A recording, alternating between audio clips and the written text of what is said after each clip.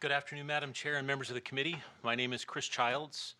I'm a native Californian and a recently retired Assistant Commissioner with the California Highway Patrol with nearly 28 years of service to the people of this state. Following my certification as a collision reconstructionist through both Northwestern University and the CHP's collision reconstruction schools, I spent several years as an investigator with the CHP's multidisciplinary accident investigation team. I responded to numerous multi-fatal collisions and saw firsthand the devastating effects caused by traffic crashes. I've personally sat with grieving families at hospitals, courthouses, and in their homes as they grappled with the consequences of poor human driving behavior. In 2005, I responded with a team of reconstructionists to a fiery crash that killed 3 UC Berkeley doctoral students. I wish this type of senseless loss of life was an isolated incident. Tragically, it is not. Less than 3 weeks ago, a chain reaction crash occurred involving a drunk driver in San Joaquin County that took the lives of 4 individuals. This time, there were 3 students, this time from UC Davis.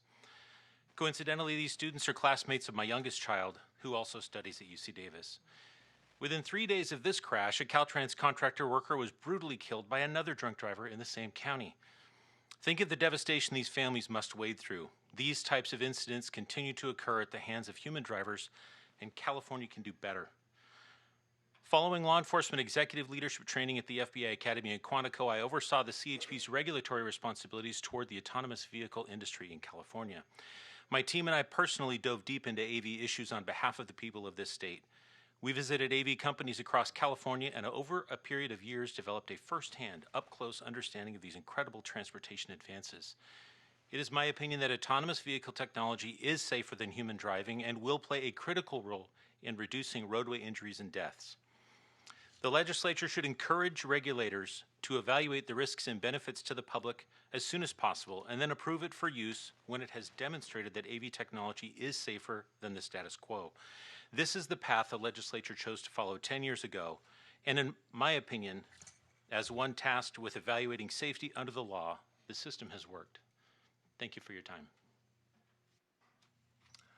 Madam Chair, members of the committee, my name is Jeff Farrah, and I am proud to lead the Autonomous Vehicle Industry Association. I'm here today in strong opposition to AB 316 and want to emphasize several important points. First, there is an epidemic of deaths on California's roads.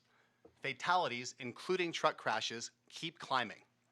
What California has tried has failed, and doing the same thing and expecting a different result will only lead to more needless deaths. But that is exactly what AB 316 would do by effectively banning life-saving technology in the state of California. Second, AB 316 continues to be an effective ban on this life-saving technology with no realistic pathway for Californians to benefit from autonomous trucks. There is no sunset, soft or otherwise, of the human safety operator requirement. Instead, the amendments place new burdens on AV deployment. Californians would be denied life-saving technology until the California state legislature and not experienced regulators approve each individual company's permit. That is what the amendment says.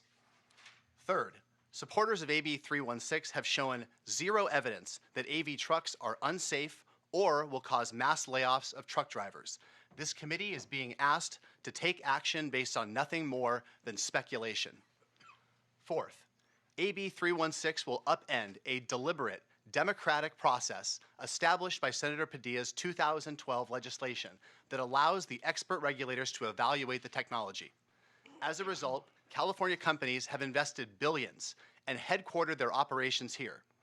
AB 316 is premature as there are no draft rules from DMV and CHP, and the legislature will have ample opportunity to address any concerns it has with the draft regulations.